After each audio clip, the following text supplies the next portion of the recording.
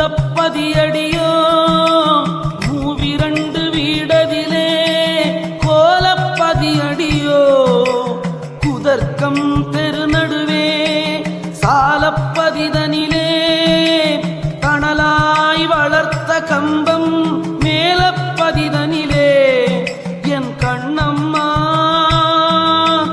விளையாட்டை பாரேனோ.